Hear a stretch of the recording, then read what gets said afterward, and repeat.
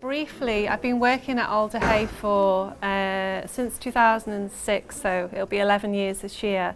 And so I'll kind of wash over that work quite quickly, obviously, because we're here to talk about the app, but I will give you a bit of background into the work of the organisation and the projects we've developed at Alder. And there's loads of other information on my website. If you want to ask me any questions at the end, that's fine too. Okay, so Small Things was originally formed in 2002 as a performance collective, and we were always quite interested in working outside of the theatre. In fact, I don't think we ever did a performance in a theatre, maybe once. So we made performances in derelict buildings, on ships, in shop windows, actually in the Lowry, but not in the theatre spaces, in all the other spaces, rather than the theatre space. So for us, coming into working in a hospital didn't feel unusual, because we were used to working with dance outside of the theatre and outside of the studio.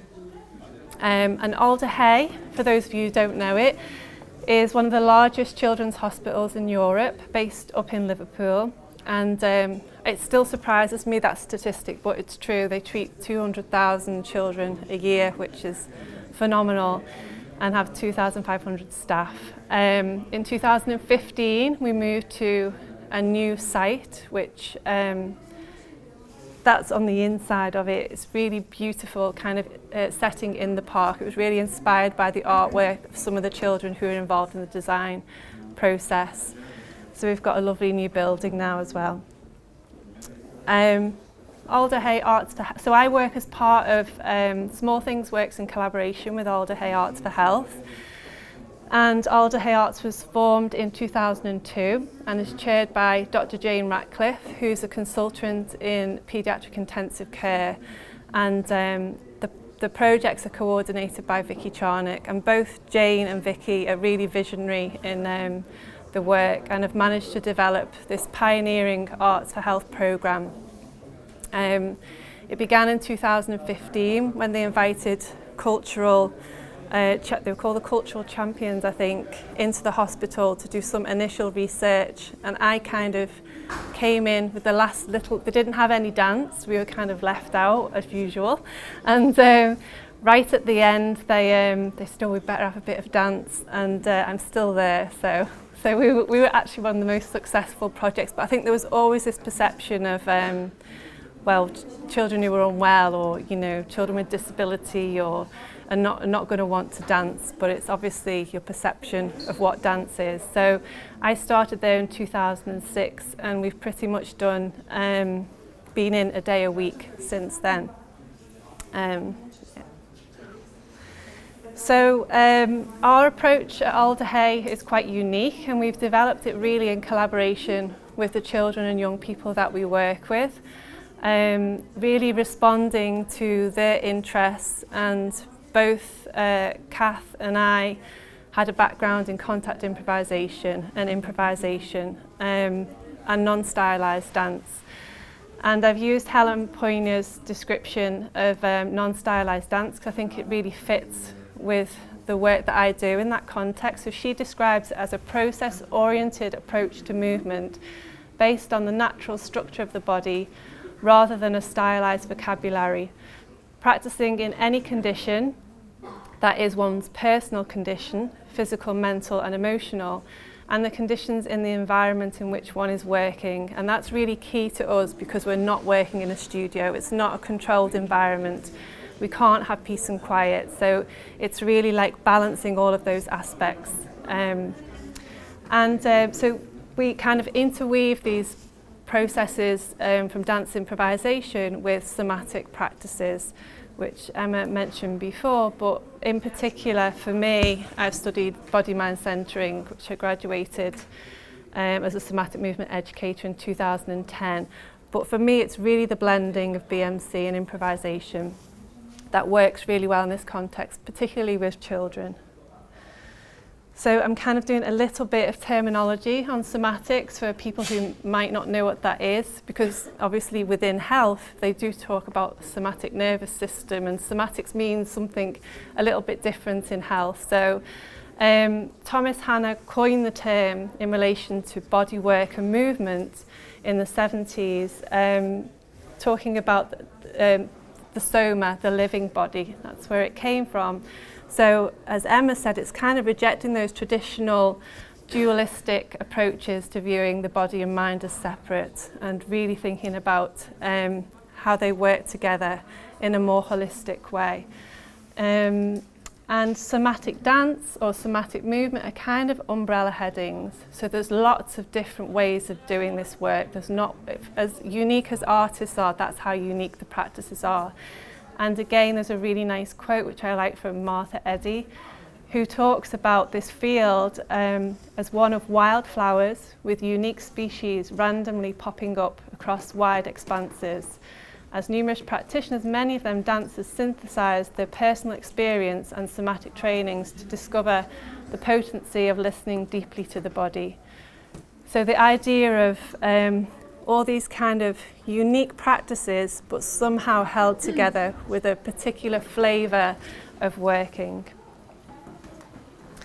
So over the last decade, we've done a lot of work in the hospital. Mainly on acute wards. We tend to work with children who are long-term and really unwell. So a lot of my work has been on the neuromedical ward with children with brain injury and complex and multiple disabilities. We work with children with cardiac conditions, both before and after the surgery, trying to help them to mobilise after surgery, which is really important. We work on, again, mixed surgical wards, trying to get children moving after surgery when they're in pain, when they're frightened, and doing that in a really fun way. We've worked on the acute psychiatric unit, and actually the bottom image on the beach is a project we did last summer, working with somatic movement and nature. So the acute psychiatric unit is outside the hospital. It's a separate unit, and it's actually quite close to the beach, which was really handy. So we did some group work, and we really tried to encourage the children to get out and explore nature. So that was really nice. Yeah, and we've also worked, not a lot, but on HDU, which is a high dependency unit, and on ICU. So most often on ICU, the children are sedated and not really with it, but occasionally there can be children who are really, really poorly, but who are awake, and the intensive care unit doesn't have any kind of play specialists or any kind of activities. They're literally stuck in the bed on ventilation, but they can still be awake all day. So we've done a bit of work in ICU as well. So the work is usually one-to-one. We work with children on a one-to-one basis, and we follow their interests and needs. But we do develop group work as well, and we've also developed performance projects for the hospital. So last year we had, to celebrate them moving to the new hospital, we devised some performances for the hospital wards and also for the public spaces as well, which was really nice. It's quite good fun actually. So yeah, that's those. And again, this is really brief, but I can give you more information or tell you where to find it if you're interested. So we've done 2 research projects. The first one in 2008 was, I think I'd just been there a couple of years, and I'd got my job at Edge Hill, so they were really encouraging me to do research.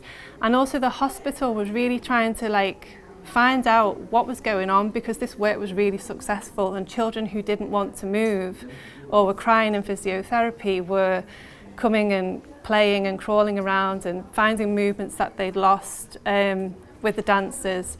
And we had no idea it was going to be so successful. I had no training or had never worked in a children's hospital. And I was the first dancer to work at Alder, so it kind of took us all by surprise.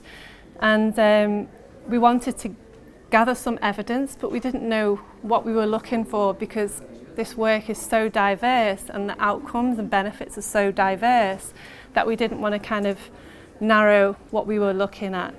So our question, which was an investigation of measures to evaluate the practice of dance improvisation on the neuromedical and oncology wards of Alder, was actually the head of research who does clinical research helped us come to that question, because we kept saying we don't know what we want. And so he was like, well, what you could do is say, if you were going to evaluate it, what would the measures be? So we just were looking at possible things that we could evaluate in the future. So we had a really open space to actually just invite people to share their experience.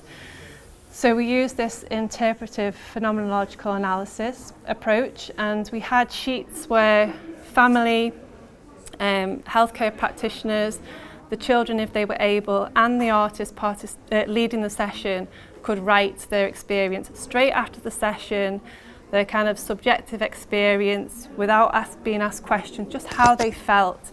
And what was really interesting from that was, for the same session, there could be like 5 different, well, there was always a different perspective on what had happened. So for parents, they were just happy that their children were happy. That was it.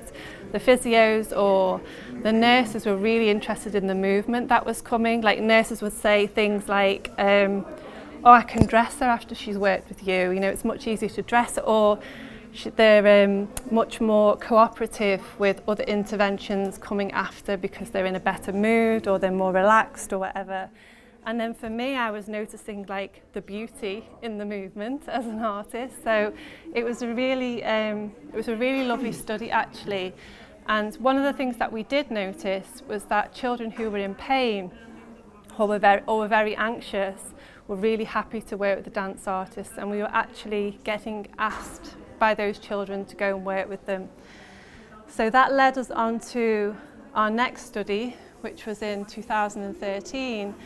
Where we specifically focused in on children who were in acute pain. And our question was, can improvised somatic dance reduce acute pain for children and young people in hospital? So we worked with children following surgery on the cardiac ward and the orthopedic ward, and also with children with acquired brain injury, serious acquired brain injuries, who were heavily sedated and in a lot of pain and with quite high levels of dystonia or like spasticity in the body. And we used a mixed method approach. So we wanted to keep the kind of qualitative stuff. We didn't want to let that go, but we knew that we needed to use something to generate some statistics, something quantitative. And we had a really good relationship with the pain and sedation service in the hospital. Because we were working with their patients and when they'd given them the maximum pharmacological interventions they could have and they were still in pain, if we could come along and ease that or make that better. So they were really happy. They were really happy to support us and give us some training in using their pain assessment tools. And we used different tools depending on the child's age and ability to communicate. So we use the pediatric pain profile for children with disability and non-verbal children. And what was really interesting about that, as a dancer, it's quite a detailed scales. It was all movement based, so it was all to do with like tone in the body, like arching of the back, all the things that are signs of pain were all things that we can read really easily as movers. It was like, oh yeah, that makes sense. So, or you know, knees drawn in, just really obvious. So we used that one. We used FLAC for children, I think younger children who were, and that was face, legs, arms, crying and consolability. So again, that was a body-based scores. And then for older children, we used the faces, so they could score their own pain, 0 to 10, 0 for no pain, 10 for high levels of pain. And we found that 92% had a reduction in their pain, which surprised us and surprised the hospital. It was like, wow. And actually 80% had a greater than 50% reduction, which again, for the pain and sedation service, they were like, what is going on? Because even with medical intervention, you would never see a drop like that. So it's all to do with you know, what we define as pain and the whole well-being aspect of that. So the fear, the anxiety, the depression, the difficulty with living in the hospital environment was affecting the children's perception of pain, and actually we were shifting a lot of that, as well as the physical sensation of pain. So, get around to the app. So really the app, the idea for the app kind of came off the back of this project, and that project was an Arts Council funded project, and we had our kind of end of term meeting, and they were kind of really wanting us to think about how we could increase the participation in the project, and whether there was anything digital we could do. And like Emma mentioned before, a lot of somatic practitioners are like as far away from technology as possibly can be, and I was probably one of them as well. Probably still am a little bit, but so I was kind of like, oh, digital, I don't know about that. But then I started to research and think about it, and we know that there's a demand that we can't meet, as you know, physically getting around the hospital, there just isn't the funds for us to be there all the time or to employ more artists. So we knew that there was something that we could do that could engage more people and also support the hospital staff and parents of long-term parents to have a go. They was quite often asking us, tell me that again, or what did you do there? And so we thought, well, actually, maybe there is something we can do with technology that can help increase this participation. And so I also had concerns about, as an improviser, prescribing something that isn't prescriptive. So I go into work on a session and I don't know what I'm going to do. I just meet the child and I follow and I respond. So I was kind of thinking, well, how is that going to work if I'm giving someone, telling them this is what you do for that? So these are still concerns actually, because I don't know yet until we do the user testing how useful it is. But these were the things that were kind of bubbling around. And the initial ideas as well were to have two sides of the app. One which would be a creativity side for children to be able to, there was, I'll say very briefly because I know I'm talking quite a lot, but Emma said before I moved to France, and when we moved my children, my daughter had this Video Star app on her iPad. I'm not a technological person at all, but this Video Star app enabled her to make music videos. So she'd choose the song she liked, and then she would star in her own videos. And so we took her away from all her friends and family. And I'd say the first month when we were living in France, she was on this app and she was exploring her environment through this app. So she was putting the iPad in the tree and going underneath it and thinking about camera angles and effects and learning loads about video editing and really being in her body and exploring her new environment. And I think that's when I thought, actually, there's a real purpose to these apps, and maybe I could do something creative and physical. That my fear was that technology makes people go into a phone or into an iPad, and for children who haven't got enough movement anyway, we want the opposite. So I was thinking about what could we do that could really get children moving. So I wanted, and would still like maybe sometime in the future, some kind of creative app that children can create their own dances and share them with other children in the hospital. And because we had this platform of performances coming up, we thought we could have a video night where all the children's dance films could be shared, and but unfortunately that side hasn't been possible because of the medical context, and because it needs to be guided by an adult, because if a child who isn't supposed to move follows an instruction set by me to get up out of bed, and then I'll be in all kinds of trouble. So that bit has had to be shelved for now, and it's become just the second side of it, which is the educational part for children, for parents of children, carers and healthcare practitioners. So yeah, I've just said that bit. So yeah, so then we had to think about the practice, what we offer, what we do, and how can we, a practice that is so fluid and that doesn't necessarily have an obvious beginning and end, how could we decide which bits we can share, and how do we share that effectively with parents and healthcare staff? So we really thought about the things that worked really well, particularly for pain, and things that we could share simply. We're not going to train parents to be somatic dance practitioners through an app, but things that sometimes I do things that are very simple in the hospital, and I think, oh, actually anyone could do that. And actually those are the kinds of things that we're trying to communicate through the app. So we worked with Twin Vision Media, and they've been creating videos for us to embed in the app, video tutorials, and a company called Soul Toy to develop the app. So we've kind of constantly had these questions about defining the practice, responding, because we created film on the ward. Again, those sessions were improvised, so we couldn't say, okay, we're going to go in today and film this, because it doesn't work like that with children. So we were kind of capturing what we can capture, and then what is being edited and put into the app is kind of in response to that.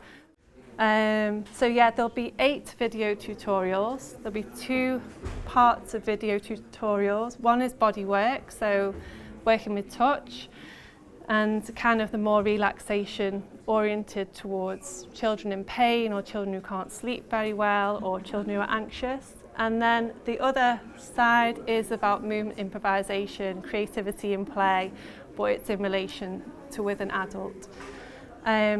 And then there's 3 extra films that are going to be in there, which are just a bit of an about, you know, who's small things, what do we do, and wellbeing, which is going to have a bit of information about pain in it, and then a section for babies, because I work a lot with babies, and we didn't want families of babies to think it wasn't for them because it was a dance app. So we've kind of got a little icon for babies. So yeah, so I'm going to go to, oh, there we go. So this is what it will look like, and you can see, so that would be like the about. That will be more bulleted. There won't be as much text there because we've done interviews instead, so it will be talking heads rather than a lot of text for parents to read. So there'll be an about button, I can't even read that. Videos, babies, wellbeing, and favourites, so parents can save their favourites if they like it. And then this is what the videos will look like. So the first one this is from the bodywork section, is listening touch, and just some like bullet points. Again, I'm not fixed on the text yet, but just an idea.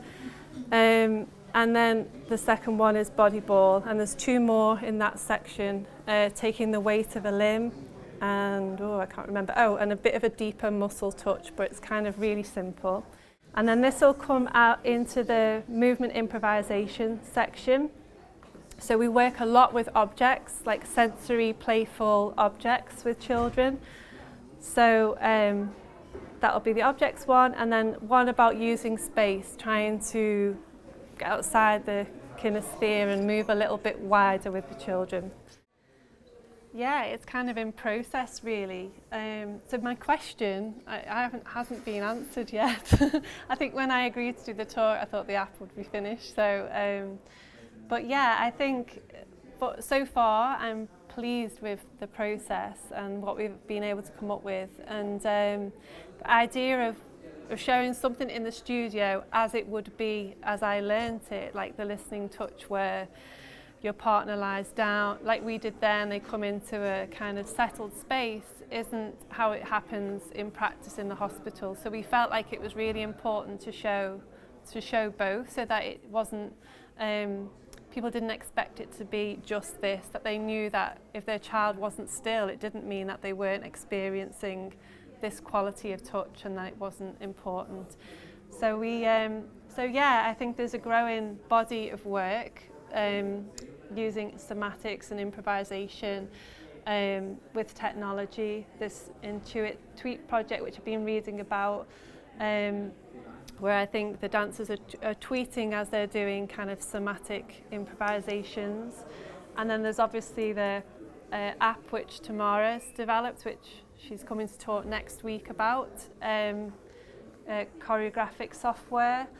And there's also an app which a researcher I met from Australia created. He's a visual kind of technology person, but has got drawn into somatics. He's kind of really interested in the embodied experience, and he created an app for the hospital, which was giving like an art app that was giving feedback based on the child's heart rate, so that the child could control what was coming up on the screen, the image that was coming on the screen, by their heart rate. So they were learning to be able to slow down their own heart rate when they were going for painful procedures and they were frightened and anxious.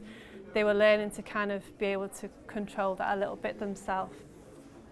So my hopes for this app is that it will kind of convey some of the basic techniques from somatics and improvisation to support children and families, but also kind of what seems to be coming out of it is that it's actually just supporting my work a little bit more in the hospital, because even though I've been there for 11 years, there's still people who look at me like a dancer, you know, when I say I'm the dance artist, and they kind of look at me, you know, not on the wards I've worked on for a long time, but I hope that it's something that a lot of the one-to-one care staff who work with children, transitional care and long-term patients will use with the children, because they tend to be quite interested in what I'm doing and kind of looking over my shoulder, and so I'm hoping that it kind of just embeds the importance of the quality that we bring to the work that can be used by other people in the hospital, really.